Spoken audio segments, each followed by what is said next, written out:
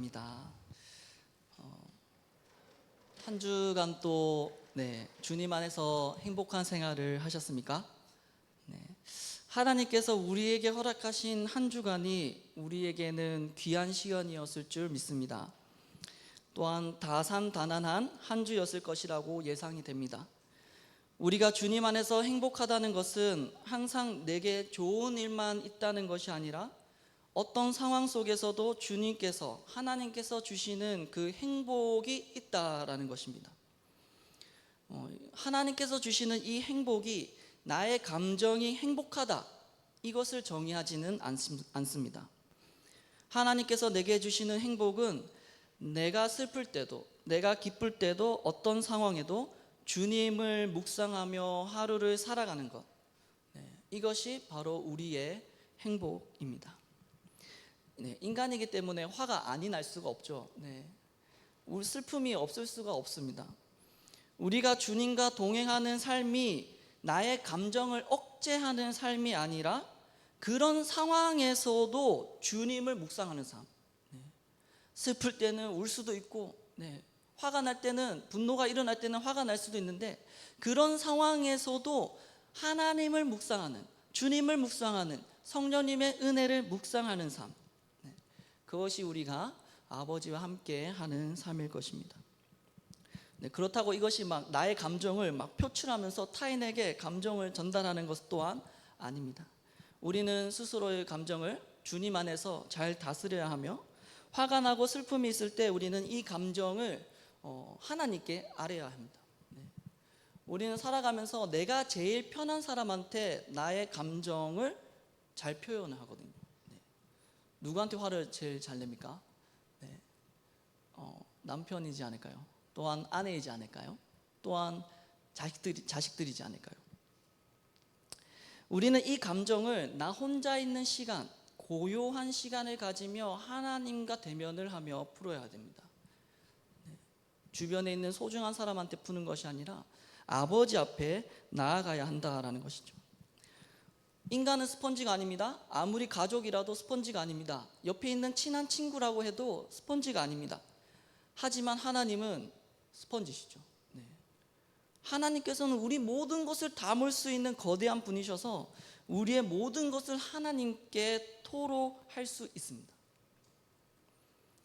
우리가 말하는 행복은 하나님 안에서의 모든 삶, 나의 모든 삶입니다. 한 주간 또 주님 안에서 행복하셨습니까?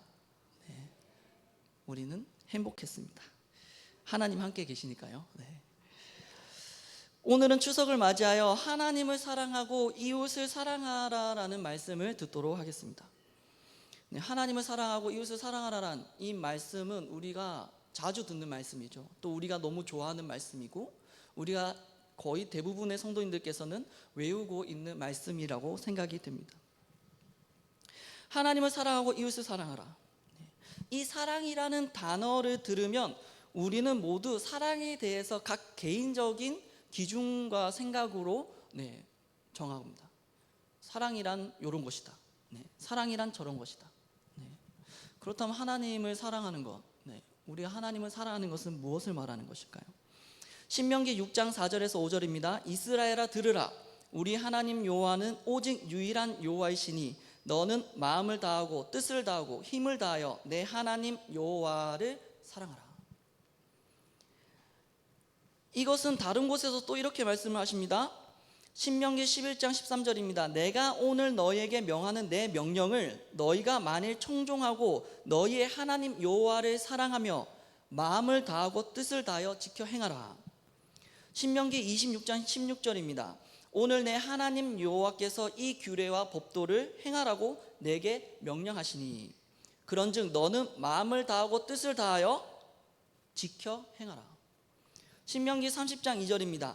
너는 내 자손이 내 하나님 여호와께로 돌아와 내가 오늘 내게 명령한 것을 온전히 따라 마음을 다하고 뜻을 다하고 여호와의 말씀을 청종하면. 마음을 다하고 뜻을 다해서 무엇을 하라라고 말씀하십니까? 오늘의 본문에서는 사랑을 말하는 것이고요, 신명기 6장에서도 오늘의 본문과 연관되어 있죠. 사랑을 말하고요. 그 다음에 다른 신명기에서는 섬기는 것, 그리고 행하는 것, 그리고 그 말씀을 청종하는 것, 이것으로 말씀을 하고 있습니다.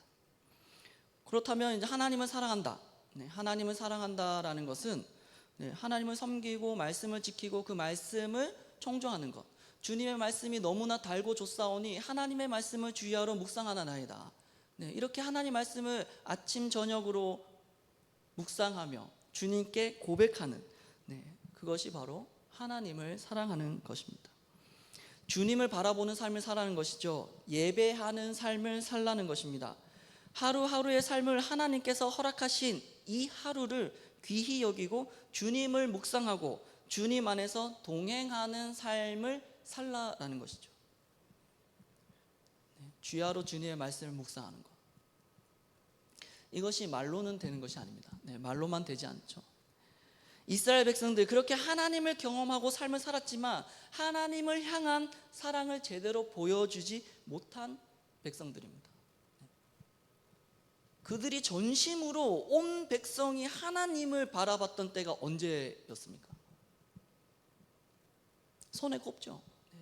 맨날 이방신을 바라보고 맨날 우상을 만들고 맨날 하나님을 원망하고, 신기한 거는 이방신과 우상한테는 원망 안 하는데 하나님께는 원망을 해요. 너무 신기한 것 같습니다. 하나님께서 세우신 왕이나 사사들도 하나님께 붙어 있으면 좋겠는데 그들이 국민의 그 대표성, 그 백성의 대표성을 가지고 그들이 하나님 앞에 딱 붙어 있으면 좋겠는데 그들조차도 하나님을 떠난 자들이 훨씬 더 많습니다. 남유다와 북이스라엘만 봐도 그렇죠. 북이스라엘은 전무합니다. 거의 없어요. 남유다는 그래도 조금 하나님께 붙은 왕이 있는가 하면 대다수의 왕들은 이방신을 섬기며 하나님을 떠납니다. 우리도 마찬가지죠. 우리도 마찬가지죠. 우리가 그들을 욕할 것이 하나도 없습니다. 우리도 하나님께 붙드는 삶을 살기보다는 하나님과 떨어진 삶을 우리는 더 많이 살아갑니다. 한 주간을 묵상해도, 어제 하루를 생각해 보아도 24시간 자는 시간을 제외하고 하나님을 얼마나 생각하면서 삶을 살았는가. 여기에 자신 있게 나는 하루 종일 하나님을 묵상했습니다 할 수 있는 분이 과연 몇 분이 계실까요? 저는 살았습니다 할 수가 없습니다. 애초에 이것, 우리가 하나님을 바라보고 하나님을 사랑하고 하나님을 향해 마음과 뜻을 다해 나아간다는 것은 우리의 힘으로는 할 수가 없는 것입니다. 그럼 하나님께서는 왜 이 말씀을 우리에게 허락을 하셨으며 이 말씀을 이 땅에 보내주셨고 이 말씀을 쓰게 하셨고 이 말씀이 남겨지게 하셨고 2025년 살아가는 우리가 읽도록 하셨을까요? 너희는 나를 사랑하라. 하나님께서는 우리의 힘으로 할 수 없는 것을 지금 시키시고 계시는 것입니다. 성경에 있는 모든 말씀들, 창세기부터 시작해서 계시록까지 있는 그 모든 말씀들을 우리는 우리의 힘과 능력으로는 지킬 수가 없습니다. 우리는 이것을 깔고 나아가야 됩니다. 우리는 태생이 타락한 죄인으로 태어났기 때문에 하나님을 온전히 사랑할 수도 없고 하나님께 전심을 다해 나아갈 수도 없습니다. 그렇다면 하나님께서는 이 말씀을 우리에게 걸림돌이 되게 하시려고 남겨두신 것일까요? 부딪히잖아요. 하나님 말씀을 읽을 때마다 우린 부딪히잖아요. 걸리잖아요. 아닙니다. 하나님께서는 우리에게 걸림돌을 놓으신 것이 아니라 디딤돌을 놓으신 것입니다. 한 계단 한 계단 올라갈 수 있도록, 개울을 건널 수 있도록 그렇게 돌을 놓으신 것이죠. 하나님께서는 어떤 사람에게 명령하실 때, 어떤 사람에게 무언가를 시키실 때, 어떤 사람에게 무언가를 요구하실 때는 그것을 행할 수 힘도 함께 주십니다. 믿음의 조상들이 걸어간 그 길에서 자신들의 힘으로 한 것이 있습니까? 하나도 없습니다. 믿음의 조상들은 모두가 다 하나님의 영에 감동되어서 성령 충만하여서 주님이 주시는 힘으로 그 일들을 감당하였습니다. 마찬가지입니다. 하나님을 사랑하는 것도 하나님의 영이 우리에게 임해야 가능하죠. 성령님께서 충만하게 임하실 때, 우리와 함께 하실 때 우리는 하나님을 사랑하는 것입니다.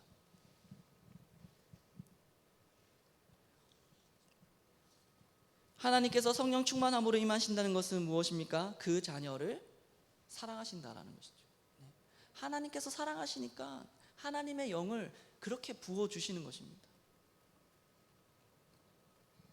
우리가 성령 충만했을 때를 한번 생각해 보았으면 좋겠습니다. 그때가 어떠했습니까? 말씀이 좋고, 기도가 좋고, 하나님의 전에 있는 것이 행복하고, 말씀을 읽을 때 기쁨이 있고, 기도할 때 소리를 내든 안 내든 그 기도의 자리가 너무나 행복하고, 그 자리가 지키고 싶고. 우리가 언제 성령 충만해집니까? 우리가 하나님과 만나는 그곳에서, 우리가 1대1로 주님을 대면하는 그곳에서, 우리가 자발적으로 하나님 앞에 나아갈 때 우리는 성령 충만해집니다. 나만의 골방, 내가 하나님과 긴밀하고 고요하게 만날 수 있는 그곳, 그곳에서 주님을 부르짖으며 주님을 기대하며 사모하며 나아갈 때 하나님께서는 하나님의 은혜를 촉촉하게 내려주시는 것이죠. 하나님의 사랑은 일방으로 만나는 것이 아니라 쌍방일 때 만나게 됩니다. 까마귀가 아무리 다리를 놓아도 견우만 그 자리에 나온다면, 직녀만 그 자리에 나온다면 서로 얼굴을 볼 수가 없죠. 하나님께서는 언제나 나오셔서 기다리고 계시거든요. 우리 옆에서 언제나 나와 우리와 만나고 싶으셔가지고 기뻐가지고 옆에 계시거든요. 하염없이 기다리십니다. 그렇기 때문에 우리는 하나님께 나아가기만 하면 됩니다. 집에서 설거지를 할 때, 요즘 스마트폰이 잘 나와 있지 않습니까? 찬양의 소리나 성경 말씀을 통독하는 소리를 틀고 설거지를 하면서, 때론 그릇을 부수고 싶을 때도 있겠지만 그릇을 깨지 않고 열심히 설거지를 하면서 찬양을 듣고 말씀을 듣고, 직장에 일을 할 때 말씀 한 구절을 가지고 출근길에 탁 보고 아침에 묵상하고, 일을 하면서 틈틈이 그 말씀을 묵상하고, 하루의 시간을 떼어서 하나님과 1대1로 대면을 하는 시간을 가지는 것이죠. 침대에서 이불을 뒤집어 쓰고 무릎을 꿇어도 됩니다. 화장실에서 기도를 해도 됩니다. 나만의 방에서 하나님과 가까이 해도 됩니다. 내가 운전하는 차 안에서 찬양의 소리를 틀어놓고 크게 부르짖어도 됩니다. 주여! 아무도 안 듣잖아요. 아무도 안 듣잖아요. 주여! 그때는 블랙박스에 그 음성 녹음하는 걸 딱 꺼놓고 주여, 주여. 하나님과 만나는 그 시간이 있을 때, 우리가 하나님 앞에 한 걸음 한 걸음 걸어갈 때 우리는 그 말씀을 읽고 듣고 쓰고 주님을 찬양하고 무릎 꿇는 가운데 그곳에서 하나님과 만남을 가지게 되는 것이죠. 하나님을 사랑하라. 이것은 우리가 하나님을 찾으면 되는 것입니다. 우리가 사랑하는 사람이 생기면 매일매일 보고 싶지 않습니까? 매일매일 생각이 나고, 무슨 쉬는 시간이나 틈틈이 또 만나려고 하고, 그렇게 우리는 하나님을 부단히 찾으면 되는 것이죠. 하나님께서 나에게 주신 그 사랑에 감격하여서, 하나님께서 나에게 주신 그 사랑에 감동되어서, 하나님이 좋습니다. 아버지가 너무나 좋습니다. 아버지 함께하여 주옵소서. 우리는 그렇게 아버지 앞에 나아가면 되는 것입니다. 우리는 추석을 맞이하였습니다. 이 시간에는 추석을 맞이해서 어떤 이웃을 사랑해야 될지 한번 나눴으면 좋겠습니다. 이웃을 사랑하라. 우리가 많이 들어온 말씀이죠. 이웃을 사랑하라. 예수님께서 이웃을 사랑하기를 내 자신과 같이 사랑하라라고 말씀을 하셨습니다. 이것을 실천하신 분이 누구십니까? 바로 예수 그리스도이십니다. 예수님께서는 우리에게 무언가를 하라고 권면하시기 전에 먼저 예수님께서 행하셨던 분이십니다. 예수님께서는 우리를 너무나 사랑하셨어요. 우리뿐만 아니라 원수도 사랑하셨습니다. 예수님의 원수는 누구입니까? 예수님을 미워하고 예수님을 넘어뜨려고 하는 자들, 원수죠. 예수님을 모른다 하고 예수님을 고백하지 않는 자들, 원수입니다. 또한 우리도 예수님의 원수였습니다. 로마서 5장 10절입니다. 곧 우리가 원수 되었을 때 그의 아들의 죽으심으로 말미암아 하나님과 화목하게 되었은즉 화목하게 된 자로서는 더욱 그의 살아나심으로 말미암아 구원을 받을 것입니다. 우리가 원수 되었을 때에, 바울이 하는 말이거든요. 우리가 원수가 되었을 때, 우리 모두는 하나님 앞에서 원수 되었던 자들입니다. 아담의 타락으로 인하여서 하나님 앞에 원수로서 태어난 자들입니다. 우리가 예수님을 믿으면서도 하나님의 말씀을 순종하기보다는 불순종하는 것이 더 쉬운데, 선을 행하기보다는 악을 행하는 것이 더 쉬운데, 선한 마음을 품기보다는 악한 마음을 품기가 더 쉬운데, 예수님을 믿기 전에는, 예수님을 안 믿는 사람들은 얼마나 더 할까요? 주님 안에서 선과 악, 선행과 악행은 윤리로 보는 선과 악이 아니라 하나님께서 원하시는 모습으로 서느냐 안 서느냐, 여기에서 우리는 하나님 앞에서 선과 악으로 나누어집니다. 이것이 우리들의 모습이 아닌가요? 제가 조금 세게 얘기하는 것 같은데요, 왜냐하면 이 모습이 저에게 있기 때문입니다. 읽으면서 영훈아, 너야, 너의 모습이야, 지금 너라니까. 제 이름이 영훈입니다. 예수님을 믿는다고 하면서 믿음을 가진 삶을 돌아보면 선한 것이 하나도 없어요. 선한 것이 하나도 없어요. 머리끝에서 발끝까지 하나님의 사랑을 가진 모습이라고 생각하기 어려운 삶을 삽니다. 하루하루를 살아가지만, 하루하루를 최선을 다하지만, 입에서 욕은 안 하지만, 사람들하고 싸우지는 않지만 진정으로 하나님께 붙어있는 삶을 살았냐 말이죠. 그러지 못할 때가 너무나 많습니다.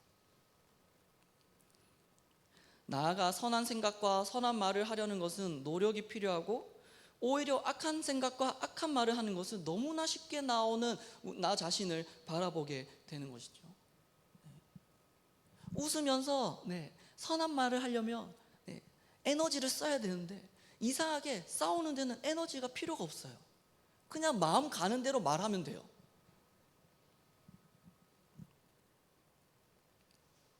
싫어하는 것이 더 쉽고, 미워하는 것이 더 쉽고, 불평불만하는 것이 더 쉽고, 남욕하는 것이 더 쉽고, 분내를 내는 것이 더 쉽고, 악의 열매를 맺는 것이 더 쉽습니다.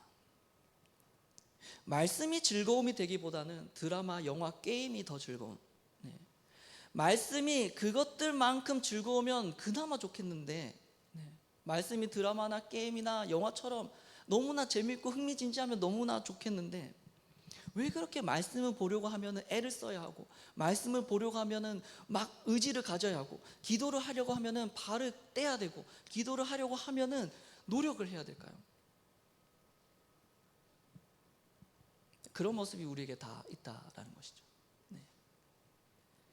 예수님을 믿기 전의 삶은 어떠합니까? 하나님을 모르는 삶을 살아갑니다. 능력을 가진 것이 내 힘으로 된 것으로, 재력을 가진 것이 내 힘으로 된 것으로, 성취를 이룬 것이 내 힘으로 된 것으로, 내 힘으로 한 것이 아니라면 이방신에게 영광을 돌리죠.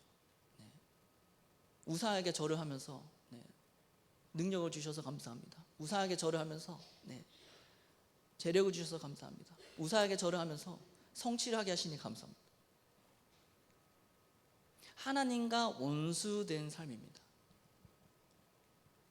우리는 신인식이 훼손되었기 때문에, 하나님의 형상이 아주 눈곱만큼만 남아있기 때문에 우리는 하나님을 바라보는 것이 아니라, 하나님을, 성령님 안에서 예수님을 만나지 않는 이상 우리는 하나님이 아닌 다른 것들을 바라보며, 다른 것들에게 영광 돌리며, 다른 것들을 찬양하며 나아간다라는 것이죠. 그런 우리를 예수님께서 사랑하셔서 우리와 똑같은 모습으로 이 땅에 오시고 우리와 똑같은 고난을 당하셨습니다. 예수님의 삶을 한번 보시기 바랍니다. 예수님께서는 예수님께 나오는 모든 자들을 품으셨습니다. 예수님을 핍박하던 자들이 누구입니까? 바리새인과 사두개인들입니다. 유대인들이죠. 구세주를 기다린 자들입니다. 구약을 믿고 따르는 자들입니다. 예수님께서 그들을 대적하셨습니까? 대적한 것처럼 보이기도 하죠. 네. 그들을 사랑하셨고 그들이 돌아오기를 원하셨습니다. 맏아들처럼. 네. 예수님께서는 그들이 돌이키기를 원하셨습니다. 돌이키길 원하지 않으셨다면 그들과 굳이 대화를 하지 않으셨겠죠. 네. 왜 그들과 대화를 하시고 그들이 있는 곳으로 가시고 그들과 교제를 나누셨을까요? 그들을 사랑하시기 때문에 그렇게 하신 것입니다. 하나님께서 돌들로도 아브라함 자손을 만드실 수 있으시지만 믿음의 역사를 이스라엘을 통해서 쓰셨습니다. 아브라함과 이삭, 야곱의 대를 이어서 쓰신 거죠. 하나님께 유대인들은 버리는 자들이 아니라 품는 자들입니다. 예수님께서는 자신을 그렇게 공격을 하는 사람들을 지속적으로 다가가며 돌이켜라, 돌아와라 그렇게 이야기를 하십니다. 심지어 예수님께서는 유다도 사랑하셨어요. 유다가 예수님을 배신했지만, 예수님을 팔았지만 예수님께서는 유다도 사랑하셨습니다. 공생의 기간 동안에 유다와 함께 다니시면서 그를 미워하고 그 길을 걸어가셨던 것이 아니라 그를 사랑하시면서 그 신약에 있는 공생의 기간 동안에 하시는 그 말씀들, 유대인들에게도 하시는 말씀이지만 또한 제자들에게도 하시는 말씀이고 동시에 유다에게도 하시는 말씀입니다. 12 제자 중에 한 명으로 품으시고 유다야, 넌 나와 함께 걸어가야 해. 그렇게 길을 걸어가시지 않으셨습니까? 십자가에서 돌아가실 때는 어떻게 하셨습니까? 자신을 죽이는 자들, 자신을 핍박하는 자들, 예수님의 얼굴에 침을 뱉는 자들, 예수님을 고문하는 자들, 십자가에 매다는 자들, 그들을 위해서 하나님께 용서를 구하셨습니다. 누가복음 23장 34절입니다. 이에 예수께서 이르시되 아버지 저들을 사하여 주옵소서 자기들이 하는 것을 알지 못함이니이다.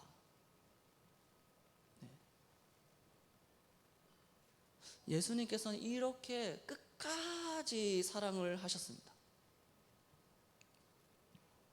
우리가 이 사랑을 가진 분, 예수님을 경험한 자들이죠. 우리는 예수님을 만났고 예수님을 믿어 입으로 고백하는 하나님의 딸과 아들들입니다. 주께서 우리에게 먼저 사랑을 보여주셨습니다. 그분이 말씀하십니다. 내 이웃을 내 자신과 같이 사랑하라. 추석 때 우리는 이 말씀을 한번 지켜보기를 원합니다. 추석 때 우리는 많은 사람들을 만나죠. 친척들을 만납니다. 가족을 만납니다. 만나면 우린 항상 행복할 때도 있지만 행복하지 않을 때도 있습니다. 오랜만에 만났는데 과거의 이야기를 꺼내며 서로에게 싫은 소리를 할 때가 있습니다. 이때다 싶다 빠밤. 아십니까? 개그인데요. 제가 좀 썰렁합니다. 우리가 명절만 되면 왜 그렇게 서로에게 싫은 소리를 하는지, 하면 안 되는 말들을 하는지, 과거의 아픔을 두수시는지 모르겠습니다. 이렇게 다 같이 모이는 시간도 쉽지가 않은데 그 시간에 서로 응원해주고 힘을 주고 화기애애하면 얼마나 좋을까요? 제가 잘해서 이 말씀을 드리는 것이 아닙니다. 저는 이 말을 할 자격도 없지만 이번 추석에는 이 말씀을 붙들고 아버지께서 주시는 마음으로 한번 하나라도 지켜보자라는 의미로 여기 계신 여러분과 저에게 말씀을 전하는 것입니다. 저는 뭐가 많은 사람이에요. 뭐가 많은 사람이에요.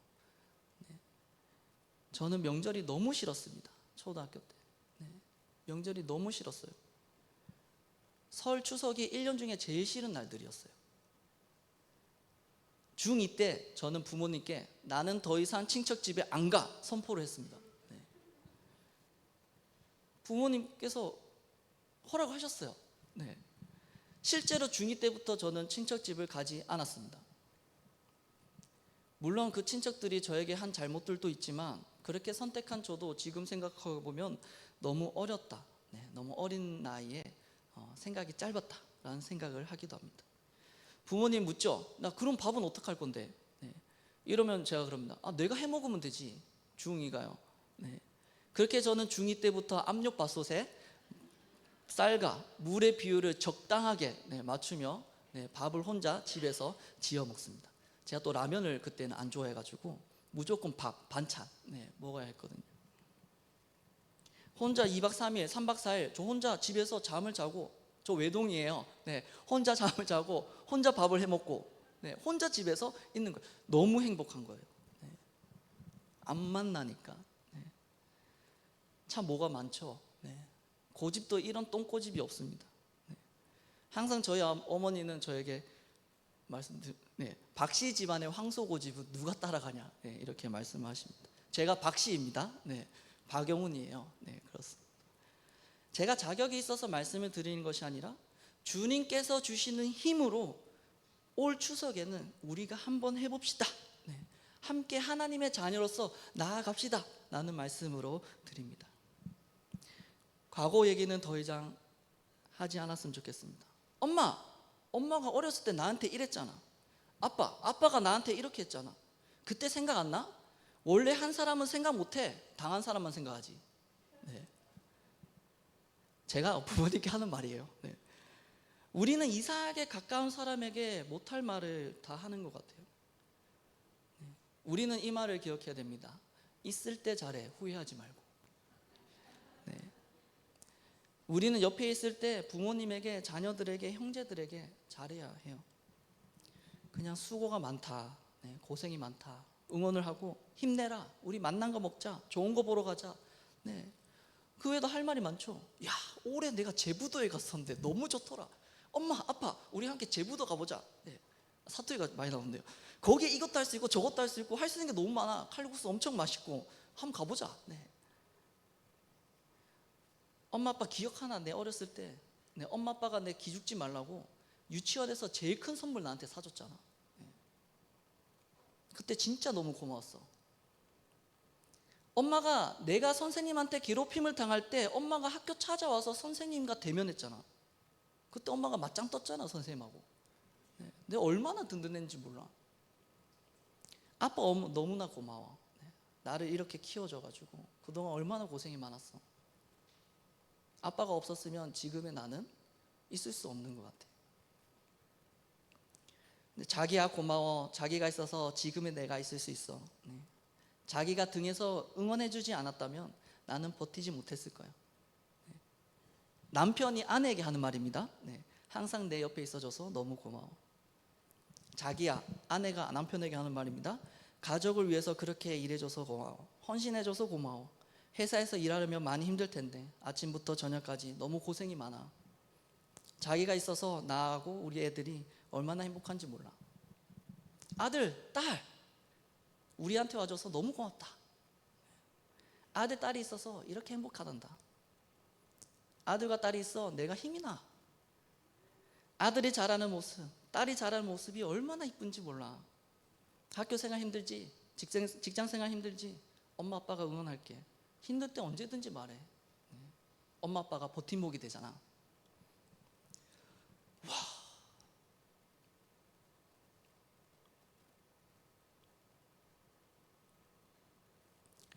우리가 서로에게 힘을 줄 수 있는 말이 얼마나 많은지요. 그런데 우리는 이런 말을 하는 것이 어색합니다. 오히려 상처를 사랑이라는 포장으로 감싸면서 후벼 파는 것이 더 쉽죠. 그것이 아마 오늘 새벽의 말씀처럼 서로 망하는 길인지도 모릅니다. 우리는 다 다른 기준과 다른 생각을 가지고 살아갑니다. 때로는 부모님의 행동이, 자녀들의 행동이 내가 이해가 안 되고 마음에 안 들 때가 있죠. 하지만 생각해보면 우리에게는 가족들과 함께하는 가운데 가지고 있는 추억들이 너무나 많습니다. 우리가 힘들 때 언제나 힘든 일만 있습니까? 힘든 가운데 우리와 함께하고 우리에게 힘이 되어주는 주변 사람들, 가족들, 친척들이 있다는 거죠. 남편이 힘들게 할 때 힘이 되어주는 자녀들이 있고, 또한 그 반대가 있고, 자녀가 힘들 때 힘이 되어주는 남편과 아내가 있습니다. 자녀로 인해서 항상 행복합니까? 아니죠. 자녀 때문에 근심 걱정이 많이 쌓여서 한숨만 나올 때가 있습니다. 그때 남편이 다독여주고, 그럴 때 아내가 남편을 다독여주고. 물론 모든 사람이 나를 힘들게 하는 사면초가의 상황도 있지만, 그때 우리에게는 예수님이 계시죠. 하지만 우리의 삶이 항상 힘들진 않습니다. 그런데 우리는 타락의 잔재들이 여전히 우리에게 있어서 자꾸 힘든 것에 초점이 갑니다. 우리에게 행복한 일도 많습니다. 오늘 새벽 기도 오는 것도, 주일에 예배 오는 것도 우리에게는 큰 행복이지 않습니까? 공동체 안에서 힘들게 하는 사람이 있을 수도 있지만, 저는 없다고 생각을 합니다. 우리에게 힘이 되어주는 사람이 이 자리에 분명히 있습니다. 그 사람을 바라보면 얼마나 힘이 됩니까? 얼마나 힘이 됩니까? 가족들도 마찬가지죠. 가족들도 힘들 때가 있지만 가족들로 인해서 행복할 때가 있습니다. 힘든 것에 시선을 두는 것이 아니라 하나님께서 나에게 주신 이 가족, 남편, 아내, 부모님, 자녀들, 형제들, 그 안에서 누렸던 행복을 나누며 명절이 우리에게 기쁨의 명절, 행복의 명절이 되지 않을까요? 제가 요즘 식물을 하나 키우고 있습니다. 제가 소중히 여기는 이제 청년부 지체가 선물로 주신 화분인데요. 매일매일 보는데 이제 화분을 보면 이제 그 지체가 생각이 나기도 하고 기분이 좋습니다. 키우는데 신기한 부분이 있어요. 이 화분이 언제 자랐는지 모르겠어요. 어느 순간 봤는데 얘가 이렇게 컸나? 요만한 화분이었는데 좀 요만큼 자란 것 같아요. 너무 신기하더라고요. 저는 하는 게 없어요. 그냥 주기적으로 정해진 날에 물 조금 주는 거. 그런데 어느 순간에 자라고 있습니다. 이것이 우리의 신앙생활이 아닐까요? 우리는 그냥 주님을 붙들고 나아가는데 어느 순간 나도 모르게 자라 있습니다. 씨를 뿌리고 물을 주는 것은 우리가 하지만 그것을 자라게 하시는 분은 하나님 아버지이시기 때문에 그렇습니다. 그러니까 언제 우리가 자랐는지 몰라요. 어느 순간 봤는데 와, 이 지체가 이렇게 성장했어. 어느 순간 봤는데 와, 우리 남편이 이렇게 컸네. 어느 순간 봤는데 우리 아내가 이렇게 자라다니. 어느 순간 봤는데 우리의 자녀들이 와, 벌써 이렇게 컸구나. 우리의 육신이 자라고 정신이 자라고 마음이 자라고 동시에 신앙의 성숙이 있는 것은 하나님께서 우리를 너무나 사랑하셔서 우리를 키우고 계신다는 증거입니다. 우리가 주님 안에서 말씀 안에서 성장했다는 것은 하나님께서 우리를 너무나 사랑하시기에 우리를 보듬어 주시고 우리를 자라게 하셨다는 것이죠. 지금 우리의 가족들도 그렇게 자라신 것입니다. 우리의 부모님, 우리 할아버지 할머니, 남편, 아내, 우리의 자녀들 그렇게 자란 거예요. 하나님 안에서 자란 겁니다. 주님의 시선으로 바라보면 우리가 안 보이는 것들이 보입니다. 주님의 사랑으로 바라보면 우리가 보지 못했던 것들이 보입니다. 무엇이 보일까요? 아버지의 눈가에 주름이 보이고요. 어머니의 손에 주름이 보이고요. 세월의 바람을 맞아서 하얗게 꽃이 핀 머리가 보이고요. 하늘의 무게를 짊어지면서 낮아진 어깨가 보이고요. 고생으로 살을 내어주시면서 야워지신 몸이 보이고요. 그러면서도 여전히 자식을 걱정하는 그 부모님의 눈빛이 보이는 것이죠. 힘든 짐을 진 남편의 어깨가 보이고요. 눈물을 흘리고 싶어도 웃으면서 삶을 열심히 사는 그 아내의 얼굴이 보이고요. 나에게 힘을 주기 위해서 안 보이는 곳에서 그렇게 노력하는 그 노력이 보이고요. 집안이 깨끗한 것, 음식을 만들어주는 것, 남편이 집에 오면 편히 쉴 수 있도록 정리정돈을 하는 것, 힘들지만 맛있는 것을 맛있게 요리해 주는 것, 그런 모습이 보인다라는 거죠. 힘들고 피곤하지만 무거운 발걸음을 또 아침에 한 걸음 내딛는 그 모습이 보이고요. 환한 얼굴로 문을 닫고 나가지만 그 속에서 울고 있는 모습이 보입니다. 자신의 삶에 대해서 고민하는 자녀의 모습이 보이고요. 혼자서 외로이 울고 있는 모습이 보입니다. 자기 자신을 찾아가기 위해서 부단히 뛰면서 노력하는 그 발걸음이 보이고요.